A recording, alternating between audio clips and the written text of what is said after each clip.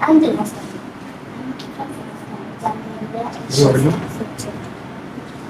It's a great pleasure to meet you, sir, actually. I'm Meena Fatima, also studying in 8th standard at Jamia Williams Teachers and all. So much to be here. Sir, thank you, sir. ഇഷ്ടപ്പെട്ടതായിരുന്നു. ഞാൻ B S C zoology പൂർത്തിയാകുന്ന സമയത്ത് പഠിക്കുന്ന സമയത്ത് final ഇയറിൽ ഞങ്ങൾക്കൊരു college magazine ഉണ്ടായിരുന്നു. സോളജിക്കാരുടെ മാത്രം magazine. ഞാൻ നേരത്തെ അവിടെ പ്രസംഗിച്ചോട് പറഞ്ഞു. സ്വാൻ എന്നാണ് എൻ്റെ പേര്. അറിയുന്ന ആ മാഗസിൻ്റെ എഡിറ്ററായിരുന്നു ഞാൻ. ആ മാഗസിൻ്റെ കണ്ടന്റുകൾ തീരുമാനിക്കുക, മാഗസിൻ തയ്യാറാക്കുക. ഞാനും എൻ്റെ കൂടെ ഉള്ള രണ്ടുപേരും ചേർന്നുള്ള മാഗസിൻ പൂർത്തിയാക്കി ഇറങ്ങി. ആ മാഗസിൻ കംപ്ലീറ്റ് ചെയ്യുമ്പോൾ എൻ്റെ മനസ്സിലൊരു സംഗതിയുണ്ട്. നമ്മുടെ പണി ഈ തവണ എഴുതുക, പാറ്റേൺ സെറ്റ് ചെയ്യുക, എൻ്റെ റിപ്പോർട്ട്സ് വയ്ക്കുക. അത് നമ്മുടെ കരിയറുമായി ചേർന്ന് പോകുന്ന സംഗതിയല്ല തോന്നി. അതാണ് നമുക്ക് ശരിക്കും ഒരു ഇൻസൈറ്റ് കിട്ടുന്നത്. ഇത് വേറെയാണ് നമ്മുടെ തൊഴിൽ മേഖല. ആ മാഗസിൻ പൂർത്തിയായപ്പോൾ എൻ്റെ ചില അധ്യാപകർ തന്നെ എന്നെ ഉപദേശിച്ചു, നിങ്ങൾ MSc പഠിക്കാൻ പോകണം, ജേർണലിസം പറ്റുമല്ലോ. പക്ഷെ കുറെ ആളുകൾ നിരാശപ്പെടുത്തി. കാരണം ജേർണലിസം ഭയങ്കര അരച്ചിലാണല്ലോ, അതിനകത്ത് കരിയർ സാധ്യത ഉണ്ട്, മാത്രം കേരളത്തിൽ ഓപ്ഷൻസ് ഉണ്ട്. പക്ഷെ എനിക്ക് തോന്നി അന്ന് അത് ചെയ്യാമെന്നാണ് തോന്നിയത്. അങ്ങനെ പുറത്തു വന്നൊരു ചെറിയ ഡിപ്ലോമ കോഴ്സ് എടുത്തു, 1 വർഷം. അത് പക്ഷെ നമ്മൾ കുറച്ച് ലക്കിയാണ്. അല്ലെ, എല്ലാവരും എല്ലാ കോഴ്സും കഴിഞ്ഞാൽ എല്ലായ്പ്പോഴും ജോലി കിട്ടണം, കരിയറിൽ നമുക്കിങ്ങനെ തടസ്സങ്ങളില്ലാതെ മുന്നോട്ട് പോകണം നിർബന്ധമൊന്നുമില്ല. ഐ തിങ്ക് ഞാൻ ലക്കി. കരിയറിൽ ഞാൻ ഹാപ്പിയാണ്. സക്സസ് ആണെന്നുള്ളത് പറയുന്നത് കാണുന്ന ആൾക്കാരാണ്. But personally I am happy. അങ്ങനെ ഒരു വ്യക്തിയുടെ ഇൻസ്പിറേഷൻ ഉണ്ടോ എന്ന് ചോദിച്ചാൽ അത് വളരെ ഇല്ല. എന്റെ ഓർമ്മ എനിക്ക് പറയാൻ തോന്നുന്നില്ല. ഒരാൾ ഇൻസ്പയർ ചെയ്തിട്ടോ ഏതെങ്കിലും ഒരു പ്രത്യേക ഇൻസിഡന്റ് കണ്ടിട്ടോ ഞാൻ ഇൻസ്പയർ ആവല്ല. ബട്ട് നമ്മുടെ ഒരു ടേസ്റ്റ് ഉണ്ടല്ലോ, ആളുകൾക്ക് ഒരു ടേസ്റ്റ് ഉണ്ടാവും. ജേർണലിസം ബേസിക്കലി ഒരു ടേസ്റ്റ് ആണ്. ജേർണലിസം നമുക്ക് ഒരു ഇൻസ്റ്റിറ്റ്യൂട്ടിൽ പഠിക്കാൻ പറ്റില്ല. ഇൻസ്റ്റിറ്റ്യൂട്ടിൽ പഠിക്കാൻ പറ്റുന്ന ചില technical terms and media history, what is editing criteria, അങ്ങനെ കുറെ ടെക്നിക്കൽ സംഗതികളാണ് പഠിക്കാൻ പറ്റുക. ബേസിക്കലി ജേർണലിസം എന്ന് പറഞ്ഞാൽ ഒരു ടേസ്റ്റാണ്. നിങ്ങളുടെ അടുത്തിരിക്കുന്ന ആൾ ആരാണ്, നിങ്ങളുടെ അടുത്തിരിക്കുന്ന ആളുടെ പേര് നിങ്ങൾക്ക് അറിയായിരിക്കും, അവരുടെ സ്ഥലം നിങ്ങൾക്ക് അറിയാമായിരിക്കും. പക്ഷെ അവർ വരുന്ന എവിടെ നിന്നാണ്, അവരുടെ വീട് എൻ്റെ പോലത്തെ വീടാണോ, എൻ്റെ വീട്ടിലുള്ളത്രയും പൈസ അവരുടെ വീട്ടിലുണ്ടോ, എൻ്റെ അത്രയും പ്രിവിലേജസ് അവർക്കുണ്ടോ, അവരുടെ കാസ്റ്റ് ഏതാണ്, അതിന്റെ പേരിൽ അവർ ഓപ്പറേഷൻ അനുഭവിക്കുന്നുണ്ടോ, കുറച്ചും ഡീറ്റെയിൽ ആയി ഇതിനെ കുറിച്ച് നോക്കാൻ തോന്നില്ലേ. ആ ടേസ്റ്റ് നമ്മുടെ ഉള്ളിൽ എല്ലാവർക്കും ഉണ്ടാവുന്നില്ല. അത് ഉണ്ടാവുമ്പോഴാണ് ജേർണലിസത്തിന്റെ ഒരു ബേസിക് സംഗതി വർക്ക് ആവുക. പിന്നെ ചില കാര്യങ്ങളെ കുറിച്ച് സംശയം ഉണ്ടാവുക, സൊസൈറ്റി ഇങ്ങനെ അല്ലോ പോകേണ്ടത് എന്നുള്ള ഒരു ഡിസ്റ്റർബിങ് ഫീൽ ഉണ്ടാവുക. ഇതൊക്കെ ജേർണലിസത്തിലേക്ക് വരാനുള്ള ചില കാരണങ്ങളാണ്. അതിനേക്കാൾ ഉപരി നമ്മൾ അപ്ഡേറ്റഡ് ആയിക്കൊണ്ടേയിരിക്കും. ജേർണലിസത്തിന്റെ ടൂൾ എന്ന് പറഞ്ഞാൽ ഒരുപാട് ജോലികൾ, പല ജോലികൾക്കും പലതരത്തിലുള്ള ടൂൾസ് ഉണ്ട്. ഒരു കാർപ്പൻറ്റർക്കാണെങ്കിൽ അതിന്റെ ടൂൾസ് ഉണ്ട്, പ്ലംബർക്കാണെങ്കിൽ ടൂൾസ് ഉണ്ട്, ഇലക്ട്രീഷ്യൻ ഉണ്ട്. ജേർണലിസ്റ്റിന്റെ ടൂൾ എന്താണ്? നമ്മുടെ ഇൻഫർമേഷൻ ആൻഡ് മെമ്മറിയാണ്. എത്ര കാലം ജേർണലിസം ചെയ്യുന്നു? 50 വയസ്സ് വരെ, 60 വയസ്സ് വരെ, 70 വയസ്സ് വരെ. ആ 70ാമത്തെ വയസ്സിൽ ജേർണലിസം അവസാനിപ്പിക്കുന്ന മൊമെന്റ് വരെ നമ്മൾ അപ്ഡേറ്റ് ചെയ്തുകൊണ്ടേയിരിക്കണം. കാരണം ഓരോ ദിവസവും വാർത്തയും ചിത്രവും സാമൂഹ്യ പരിസരവും രാഷ്ട്രീയവും എല്ലാം ചേഞ്ചസ് ആയിക്കൊണ്ടിരിക്കുകയാണ്. എവറിത്തിങ്, ഓരോ ഇന്ന് കാണുന്ന വാർത്തയല്ല നാളെ. അപ്പൊ അതുകൊണ്ട് നമ്മൾ അപ്ഡേറ്റ് ചെയ്തുകൊണ്ടേയിരിക്കുക, നമ്മുടെ മെമ്മറിയിൽ അത് കീപ്പ് ചെയ്യുക, ആവശ്യമുള്ള സമയത്ത് ഡെലിവറി ചെയ്യുക. ഇതൊരു സ്കിൽ മാത്രമല്ല, അതൊരു ടേസ്റ്റുമാണ്.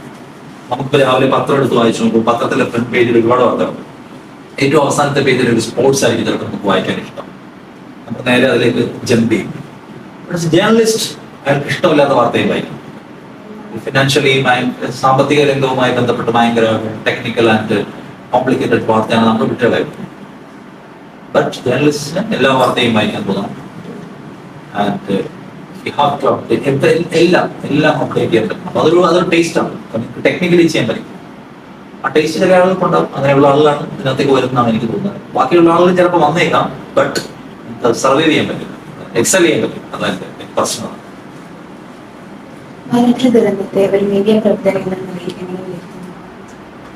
വയനാട് ദുരന്തം ഞാനിപ്പോ 17 വർഷമായി ജോലി ചെയ്യണം. 39 വയസ്സായി എനിക്ക്. ഈ പ്രായത്തിനേക്കും എന്റെ കരിയറിനിടയ്ക്കും ഞാൻ ഇത്രയും വലിയൊരു അപകടം കണ്ടിട്ടില്ല. ഞാൻ ദീർഘകാലം റിപ്പോർട്ടേഴ്സിൽ വർക്ക് ചെയ്യുന്ന ആളാണ്. ഞാൻ ശരിക്കും പറഞ്ഞാൽ റിപ്പോർട്ടിങ് ഞാൻ വളരെ കുറച്ച് കാലം ചെയ്തിട്ടുള്ളൂ. വളരെ അപൂർവമായിട്ടുള്ള മേജർ ഇവന്റ്സ് ഒക്കെ ഇങ്ങനെ പുറത്തു പോകാറുള്ളൂ. ഇങ്ങനെ പോകുമ്പോൾ ഇത് കാണുമ്പോൾ നമ്മളെ ഭയപ്പെടുത്തുന്ന ഒരു എലമെന്റ് ഉണ്ട്, ആശ്വാസത്തിന്റെ ഒരു എലമെന്റ് ഉണ്ട്. ഭയപ്പെടുത്തുന്ന എലമെന്റ് എന്ന് വെച്ചാൽ മനുഷ്യർക്ക് കേരളം പോലെ വളരെ എക്കോളജിക്കലി ഫ്രജൈൽ ആയിട്ടുള്ള ഒരു നാട്ടിൽ എവിടെയൊക്കെ ജീവിക്കാൻ പറ്റും. എന്ന പ്രശ്നമുണ്ട്. കാരണം അവിടെ ചെന്ന് നോക്കിയാൽ അപകടം ഉണ്ടായ സ്ഥലത്തുള്ള ആളുകൾ ഒരിക്കലും വിചാരിച്ചിട്ടുണ്ടാവില്ല ഇത് പൊട്ടി വരും.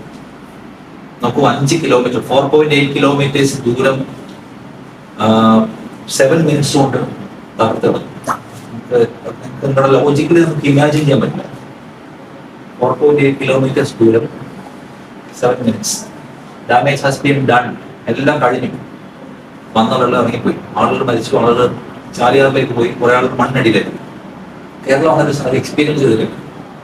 അപ്പൊ അങ്ങനെ ഇക്കോളജിക്കലി ഫ്രജൈൽ ആയിട്ടുള്ള ദുർബല പ്രദേശങ്ങളിൽ ഇതുപോലെ ഉരുൾപൊട്ടാൻ സാധ്യതയുള്ള സ്ഥലത്ത് ഇപ്പോൾ ഒരുപാട് മനുഷ്യൻ താമസിക്കുന്നു. ഇപ്പൊ തന്നെ ഗവൺമെന്റ് കണക്ക് പ്രകാരം 450 എങ്ങോട്ടായി തെത്തോളൂ മരണസംഖ്യ. ഇനി കൂടും ഉറപ്പാണ്. ഞാൻ ഷുവർ 150 വരെ കാണാനില്ല. സോ കാണാത്ത ഒന്നാണ് മനുഷ്യരുടെ വിലാപം, കുഞ്ഞുങ്ങളുടെ ബോഡീസ്. അതൊക്കെ നമ്മൾക്ക് ജീവിതം ഒരിക്കലും നമ്മൾ മറന്നു പോകാത്ത മുറിവാണ് നമ്മളൊക്കെ. അതിനപ്പുറമുള്ള ഒന്ന് മനുഷ്യരുടെ ഒരു ഐക്യമാണ്. ഈ ദുരന്തം ഉണ്ടാകുമ്പോൾ ഗവൺമെന്റ് മെക്കാനിസത്തെ കാത്തു നിൽക്കുക, ഗവൺമെന്റ് വന്ന് രക്ഷപ്പെടുത്തുക, ഗവൺമെന്റ് എല്ലാവർക്കും കൂടെ സഹായം ചെയ്യുക, ഗവൺമെന്റ് എല്ലാവരെയും മാറ്റി പറപ്പിക്കുക. It's not possible. ഗവൺമെന്റ് പോലും ഫസ്റ്റ് ടൈമാണ് ഇത്ര വലിയൊരു സംഗതിയാണ്. അങ്ങനെ ഇരിക്കെ മനുഷ്യരുടെ ഒരു സംഘാടനവും മനുഷ്യരുടെ ഒരു ഐക്യവും ഇല്ലെങ്കിൽ പറ്റില്ല. ഗവൺമെന്റ് കൊണ്ട് കൂട്ടിയ കൂടുതലാണെന്ന് പറയും. സംസ്ഥാനത്തിന്റെ, കേരളത്തിന്റെ വിവിധ ഭാഗങ്ങളിൽ, രാജ്യത്തിന്റെ വിവിധ ഭാഗങ്ങളിൽ ഒരുപാട് മനുഷ്യരുണ്ട്. ആ മനുഷ്യർ വളരെ സിസ്റ്റമാറ്റിക് ആയിട്ടുള്ള ഒരു മെഷീൻ പോലെ പ്രവർത്തിക്കാനാണ്. ദിവസങ്ങളായി 10 ദിവസമായിട്ട് കണ്ടിന്യൂസ് ആയിട്ട് പ്രവർത്തിക്കുന്നത്. രാത്രി മുഴുവൻ നിന്ന് മനുഷ്യർക്ക് ലൈവ് ഫുഡ് ഉണ്ടാക്കി കൊടുക്കുന്നത് കേന്ദ്രങ്ങളൊക്കെ. ഞാൻ അവിടെ 4 ദിവസം ഭക്ഷണം കഴിച്ചാണ്. ലൈവ് ചെറുപ്പക്കാരിൽ നിന്ന് ഫുഡ് ഉണ്ടാക്കിക്കൊണ്ടേയിരിക്കുകയാണ്. തലവറയില്ലാതെ ആളുകൾക്ക് കൊടുത്തോണ്ടിരിക്കും. നമ്മളോട് ചോദിക്കുന്നത് സംഭാവന ആവശ്യമുണ്ട്. ഒരു സംഭാവനയായി മനുഷ്യരങ്ങനെ ഹൃദയം തുറന്ന് അവിടെ നിൽക്കുകയാണ്. അപ്പൊ അതുകൊണ്ട് നമുക്കൊരു പ്രശ്നം ഉണ്ടായാൽ സഹായിക്കാനും സ്നേഹത്തിന്റെ, കരുതലിന്റെ കൈകൾ നീട്ടാനും ഒരു സൊസൈറ്റികളുണ്ടെന്നുള്ളത് ഭയങ്കര ഹോമം. നമ്മൾ ജാതീയമായി വിഭജിക്കപ്പെട്ടു, മതത്തിന്റെ പേരിൽ സംഘർഷമാണ്, രാഷ്ട്രീയത്തിന്റെ പേരിൽ അടിയാണെന്ന് പറയുമ്പോൾ മലയാളി, യുണൈറ്റഡ് മലയാളി അവിടെ കാണാൻ പറ്റും. അത്രയും മനുഷ്യർ അവരുടെ മതത്തിൽപ്പെട്ടവരൊന്നും അല്ല, അവരുടെ രാഷ്ട്രീയത്തിൽപ്പെട്ടവരല്ല. അവരുടെ സ്വത്തും അവരുടെ ജോലി മാറ്റി വെച്ച് അവരുടെ സ്വത്ത് ചെലവാക്കി. ആദ്യ ഘട്ടത്തിലൊന്നും ഗവൺമെന്റിന്റെ ഫിനാൻഷ്യൽ എയ്ഡ് ഒന്നും വന്നിട്ടില്ല. ആളുകൾ സ്വന്തം പൈസ ചെലവാക്കി പ്രയത്നിക്കുകയാണ്. അപ്പൊ അതുകൊണ്ട് അതൊരു ഹോപ്പ്ഫുൾ ആയിട്ടുള്ള കാഴ്ചയായിട്ടാണ് എനിക്ക് നേരിട്ട് തോന്നുന്നത്. പക്ഷേ ഇപ്പം ദുരന്തം ദുരന്തം. കാരണം ഈ വിശാലമായ സ്നേഹമുള്ള മനുഷ്യർ അവിടെ ഒന്ന് കഷ്ടപ്പെടുന്ന മനുഷ്യർ അവരെല്ലാം സ്പീച്ച്ലെസ് ആയി പോകുന്ന ഒരു മൊമെന്റ് എന്ന് ചോദിച്ചാൽ അവിടെ കരയുന്ന മനുഷ്യർ. ഇനിയും മരിച്ചു, ഞങ്ങളുടെ കുട്ടിയുണ്ട്, എൻ്റെ ഫാദർ ഉണ്ട്, എൻ്റെ ബ്രദേഴ്സ് ഉണ്ട് എന്ന് ചോദിക്കുന്ന ആളുകളുണ്ട്. നമുക്ക് ഉത്തരവില്ല. എൻ്റെ ഒരു പേഴ്സണൽ എക്സ്പീരിയൻസ്, ഞാനിങ്ങനെ ഇതുവഴി നടന്നു പോകുമ്പോൾ പുഞ്ചിരി മട്ടം എന്ന് പറഞ്ഞ ടോപ്പിൽ ചെയ്തു. അവിടെ ചെന്നപ്പോൾ ഞാനിങ്ങനെ ഇടയ്ക്ക് ലൈവ് നമ്മൾ അപ്പിയർ ചെയ്യും, ലൈവിൽ കൊടുക്കാൻ ചേർത്തി ബ്രേക്ക് വരും. ആ ബ്രേക്ക് ഒരു സമയത്ത് ഞാനിങ്ങനെ ഈ നഷ്ടങ്ങൾക്കിടയിൽ ആളുകൾക്കുണ്ടായ നഷ്ടങ്ങൾ കാണാൻ വേണ്ടി നടക്കാം. അപ്പൊ ഞാനൊരു കത്തുണ്ട് ഇവിടെ, ചെവിയിൽ ഒളിച്ചു വന്നൊരു കത്താണ്. ആ കത്ത് ആരോ വേറൊരാൾക്ക് എഴുതിയിരിക്കുന്നതാണ്. ആ കത്തിന്റെ അവസാനത്തെ വരി, എന്റെ ജീവിതത്തിൽ നിന്ന് നിന്റെ പേര് ഒരിക്കലും മായ്ച്ചു കളയാൻ പറ്റില്ല, എന്റെ അവസാനത്തെ ശ്വാസം വരെ നിന്റെ പേര് അതിലുണ്ടാവും. ഞാൻ ഫോട്ടോ എടുത്തിട്ട് എന്റെ ഇൻസ്റ്റാഗ്രാമിൽ പോസ്റ്റ് ചെയ്തു. 3 ദിവസം കഴിഞ്ഞപ്പോൾ ഒരു സ്ത്രീ എന്നെ വിളിച്ചു. അവരുടെ ചേച്ചിയുടെ ഹസ്ബൻഡ് എഴുതിയ കത്താണ്. അയാൾ ഈ ഉൾപ്പെട്ടിൽ മരിച്ചുപോയി, അയാളെ കാണാനില്ല. 10 വർഷം അവർ തമ്മിൽ പ്രണയിച്ചു. 1.5 വർഷം മുമ്പ് അവർ വിവാഹിതരായി. അവർക്ക് 3 മാസം പ്രായമുണ്ട്. അവരാകെ ട്രോമയിലാണ്. ഈ കത്തെങ്കിലും എനിക്ക് തിരിച്ചു തരാൻ പറ്റുമെന്ന് ചോദിച്ചാൽ അവർ നിരന്തരം വിളിച്ചുകൊണ്ടിരിക്കുകയാണ്. ഇപ്പോഴും ഇന്നലെ രാത്രി കൂടി വിളിച്ചു. സത്യം പറഞ്ഞാൽ അത് എൻ്റെ മിസ്സായി. അത് ഇവരെ പാരാവാരം പോലെ തകർന്നു കിടക്കാണ് ആവശ്യങ്ങൾ. മനുഷ്യരുടെ വീട്ടിലെ കത്തുകൾ, പുസ്തകങ്ങൾ, സ്കൂളിൽ നിന്ന് കിട്ടിയ നിങ്ങളെപ്പോലുള്ള കുട്ടികൾക്ക് കിട്ടിയിട്ടുള്ള സർട്ടിഫിക്കറ്റ്സ്, അവരുടെ ഓട്ടോഗ്രാഫുകൾ, അവരുടെ സ്കൂളിലെ ടെക്സ്റ്റ് ബുക്കുകൾ, അവരുടെ നോട്ട് ബുക്കുകൾ. നമുക്ക് കാണുമ്പോൾ എന്താണ് ദുരന്തം മനസ്സിലാക്കാൻ അത് മാത്രം കണ്ടാൽ മതി. അപ്പൊ നമ്മളെ ഇമോഷണലി എന്തുമാത്രം ഈ ദുരന്തം സ്വാധീനിച്ചു ചോദിച്ചാൽ ഞാൻ എക്സാമ്പിൾ പറഞ്ഞാൽ, അവരിപ്പോഴും കരയുന്നു, എനിക്ക് അവശേഷിക്കുന്നത് മാത്രമാണ്, നിങ്ങൾക്ക് തരുമെന്ന്. അപ്പോൾ ഞാനത് കയ്യിൽ വെച്ചിട്ട് അത് കൊടുക്കാതിരിക്കാന്ന് മറ്റുള്ളവർക്ക് അവർ ചിലപ്പോൾ സംസാരിക്കും. കാരണം അവരുടെ മെന്റൽ ഹെൽത്ത് ഓക്കെ അല്ല. അപ്പൊ അങ്ങനെ എത്ര മനുഷ്യർ 2.5 വയസ്സുള്ള ഒരു കുഞ്ഞിനെ മരിച്ച ആദ്യം കൊണ്ടുവരുമ്പോൾ അതിന്റെ ഉടമകൾ ആരെങ്കിലും ഉണ്ടോ എന്ന് ചോദിച്ച് അന്വേഷിക്കുന്നു. അതിന്റെ പുണ്യമാറ്റിയതിന്റെ മുഖം പുറത്തു വരുന്ന സീൻസ് എന്ന് പറഞ്ഞാൽ നമുക്ക് അനുഭവിക്കാൻ കഴിയാത്ത ഭയാനകമായ ദുരന്തമാണ്. അത് സങ്കടം ഒരു വശത്ത്. അതിനെ മറികടക്കാൻ, ജീവിച്ചിരിക്കുന്നവരെ രക്ഷപ്പെടിക്കാനും ചേർത്ത് പിടിക്കാനും മനുഷ്യർ ഒരു കടൽ പോലെ വന്നു. അത് ഹോപ്പാണ്. ഇനി നമുക്ക് ജീവിക്കാനുള്ള ഒരു ഹോപ്പാണ്.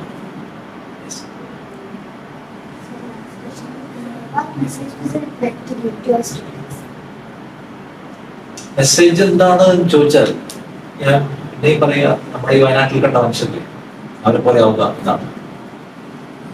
നമുക്ക് നമുക്ക് മാത്രമായിട്ടൊരു ലൈഫില്ല, നമുക്ക് ഒറ്റയ്ക്ക് ജീവിച്ച് തീർക്കാനേ കഴിയില്ല. ബേസിക്കലി മനുഷ്യനൊരു സാമൂഹ്യ ജീവിയാവുന്നത് എന്തുകൊണ്ടാണെന്ന് അറിയാം. മനുഷ്യനൊരു കുഞ്ഞ് പിറന്നു വീണാൽ അതിന് ഒറ്റയ്ക്ക് എഴുന്നേറ്റ് നിൽക്കാൻ പറ്റില്ല. അതിന് സപ്പോർട്ട് വേണം.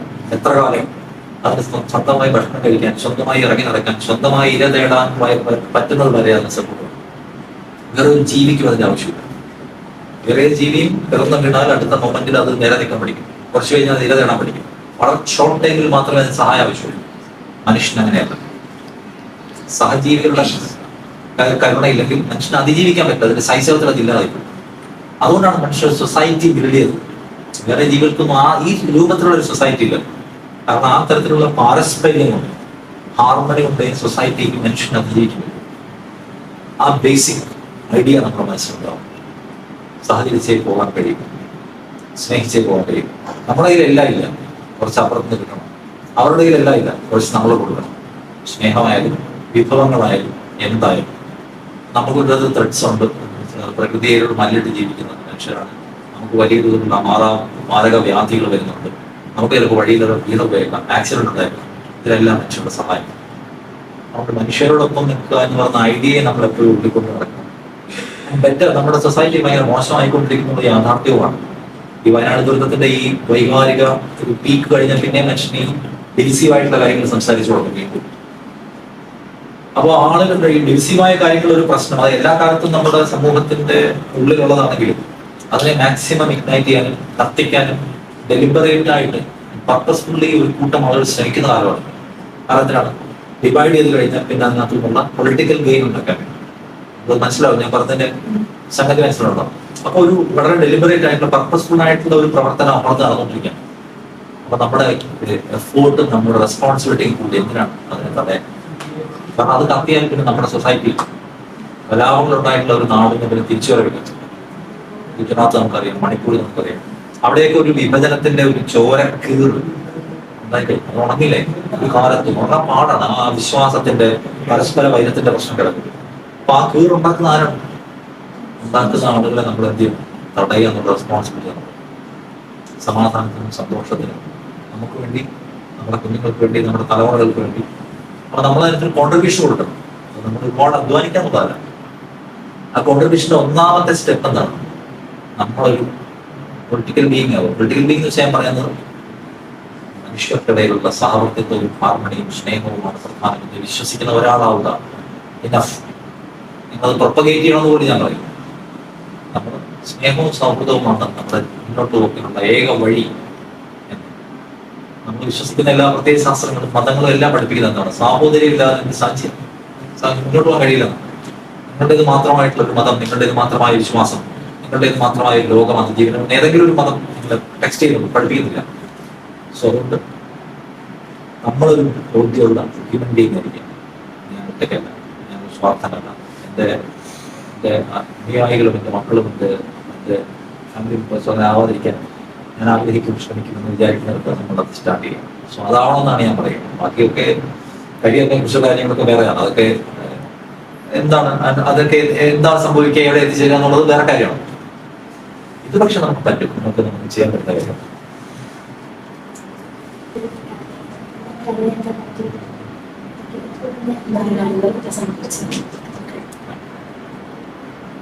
പേഴ്സണൽ ലൈഫ് ഞാൻ ശരിക്കും പറഞ്ഞത് ഞാനൊരു BSc സുവോളജി കഴിഞ്ഞിട്ടാണ് പഠിച്ചത്. ജന്തുശാസ്ത്രമാണ്. അപ്പൊ സത്യത്തിൽ അതിന് എന്തുമാത്രം ജേർണലിസവുമായിട്ട് കണക്ഷൻ ഉണ്ടെന്ന് ചോദിച്ചാൽ തീരെയില്ല. പക്ഷെ സുവോളജി കഴിഞ്ഞ് പുറത്തിറങ്ങിയപ്പോൾ എല്ലാവരും MSc മൈക്രോബയോളജിക്ക് പോയി സുഹൃത്തുക്കളെല്ലാവരും. ബട്ട് എനിക്ക് തോന്നുന്നത് എൻ്റെ ഒരു സ്റ്റഡീസ് അതിനു വേണ്ടിയിട്ടല്ല മാറ്റിയിട്ടുണ്ടെന്ന് തോന്നി. എന്നതിന് അറിയാവുന്ന സുഹൃത്തുക്കളൊക്കെ ഉദ്ദേശിച്ചു. അങ്ങനെയാണ് ജേർണലിസം പഠിക്കാൻ പോലും. ജേർണലിസം ഞാനൊരു ഡിപ്ലോമ കോഴ്സ് എടുത്തത്, ചെറിയൊരു കോഴ്സ്, 1 വർഷം മാത്രമുള്ള. ഇങ്ങനെ ഒരു ഹൈലി പ്രൊഫഷണൽ ആയിട്ടുള്ള ഇൻസ്റ്റിറ്റ്യൂട്ടിലൊന്നും അല്ല. പത്രക്കാരൻ നടത്തുന്ന ഒരു സീനിയർ പത്രക്കാരൻ നടത്തുന്ന നമ്മുടെ ക്ലബിൽ നടത്തുന്ന ഒരു കോഴ്സാണ്. അതങ്ങനെ ഒരു യൂണിവേഴ്സിറ്റി അംഗീകൃത കോഴ്സുമാണ്. അതിൽ പഠിക്കാൻ പോയി, ചെറിയ പൈസ. അത് പഠിച്ച 1 വർഷം പൂർത്തിയായി കഴിഞ്ഞപ്പോൾ അന്നാണ് ഈ കോൺഗ്രസ് ഒരു ചാനൽ തുടങ്ങി, ജയിക്കുന്നത്. 2017 ഞാൻ കോഴ്സ് കഴിഞ്ഞ് പുറത്തിറങ്ങുമ്പോൾ ആ ചാനൽ ലോഞ്ചാണ്. നമ്മൾ അവിടെ നിന്ന് ഇറങ്ങി കുറേയൊക്കെ അപ്ലൈ ചെയ്തു, പരീക്ഷ എഴുതി, ഇന്റർവ്യൂ പൂർത്തിയായി, അങ്ങനെ ഇവിടെ കിട്ടി. ഞാൻ കരിയർ സ്റ്റാർട്ട് ചെയ്തത് 2017 ജയിഹിന്ദിലാണ് തുടങ്ങിയത്. ജയിഹിന്ദിൽ തുടങ്ങിയ ഒരു 2-3 വർഷം 3.5 വർഷത്തോളം അവിടെ നിന്നു. അപ്പോഴാണ് റിപ്പോർട്ടർ എന്ന പേരിൽ നികേഷ് കുമാർ എന്ന കേരളത്തിലെ ഭയങ്കര പ്രോമിനന്റ് ജേർണലിസ്റ്റ് ഉണ്ട്. പുള്ളി സ്വന്തം ചാനലോട് ഞാൻ തീരുമാനിക്കും. അതിലേക്ക് ആളുകൾ എടുക്കുന്ന സമയത്ത് അതൊരു 24 hours എക്സ്ക്ലൂസീവ് ന്യൂസ് ചാനലാണ്. മറ്റേ ന്യൂസ് അല്ല, കുറച്ച് നേരം ന്യൂസ്, പിന്നെ കുറെ എന്റർടൈൻമെന്റ് പ്രോഗ്രാം, അങ്ങനെ മിക്സ്ഡ് ആയിരുന്നു. അപ്പോൾ ജേർണലിസ്റ്റ് നിലയ്ക്ക് നമുക്ക് അവിടെ നിൽക്കുമ്പോൾ എപ്പോഴും ചെയ്യാനുള്ള ടൈം സാധ്യതകൾ കുറവാണ്. മാറാൻ തീരുമാനിച്ചു ന്യൂസ് ചാനലിലേക്ക്. അങ്ങനെയാണ് തിരുവനന്തപുരത്ത് നിന്ന് കൊച്ചിയിലേക്ക് നടന്നത്. 6 വർഷക്കാലം എവിടെയായിരുന്നു?